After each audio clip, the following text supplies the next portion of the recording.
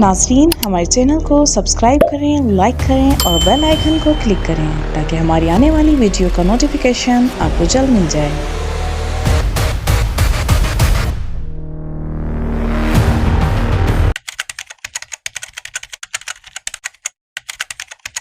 अस्सलामुअलैकुम नाज़रीन, आपका अंधेर नगरी में खुशामदीद। अंधेर नगरी में मिलेंगी आपको दुनिया में होने वाले वाक़यात की स्टोरीज।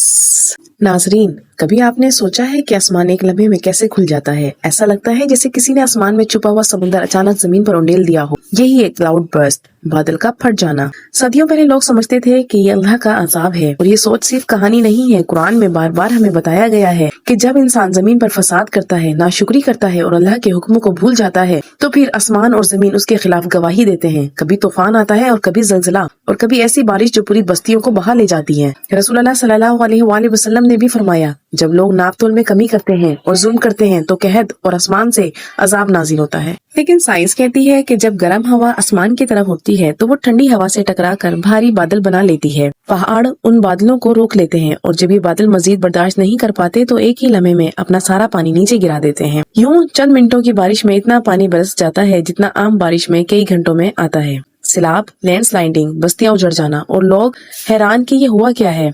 पहले ये वाकयात बहुत कम थे क्योंकि जमीन साफ थी, पहाड़ महफूज थे, दरख्त जिंदा थे। लेकिन अब इंसान ने खुद जमीन को जख्मी कर दिया है। आलूदगी, जंगलात की कटाई, बेहयाई और जुल्म, ये सब कुदरत के तवाज़ुन को तोड़ रहे हैं। और हो सकता है ये क्लाउड बर्स्ट सिर्फ साइंस ना हो बल्कि अल्लाह की तरफ से एक वार्निंग भी हो।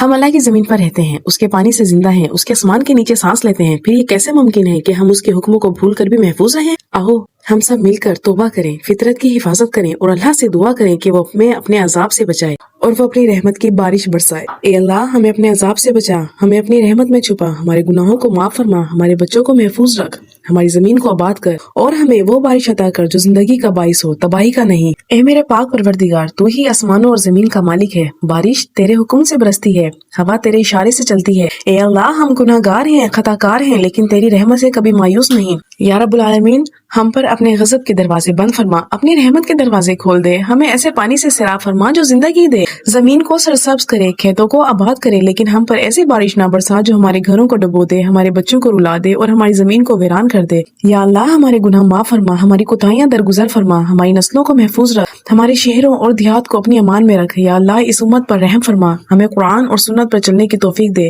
हमारे दिलों को तेरी याद से जिंदा फरमा, हमारे घरों में सुकून, हमारे दिलों में ईमान और हमारे रिस्क में बरकत अता फरमा। या अल्लाह, जिस तरह तूने पत्थर से पानी निकाला, हमें भी अपनी रहमत का एक कतरा अता फरमा, हमें अपनी नाफरमानियों से तौबा की तौफीक दे, हमें शैतान के शर से महफूज रख। ए अल्लाह, हमें अपने अजाब से बचा, हम पर अपनी मोहब्बत, अपनी रहमत और अपनी मगफिरत बरसा, हमारे वतन को, हमारे पहाड़ों को, हमारे दरियाओं को, हमारी जमीन को अपनी हिफाजत में रखे। ए अल्लाह, हमारे वालिदैन की कब्रों को नूर से भर दे, हमारे बच्चों को नेक और स्वाले बना दे, हमारे घरों को ईमान और बरकत का गहवारा बना दे। ए अल्लाह, हम सबको दुनिया और आखिरत में कामयाब फरमा, हमें अपनी जन्नत का वारिस बना और क़यामत के दिन अपने महबूब की शफाअत नसीब फरमा। आमीन या रब्बुल आलमीन।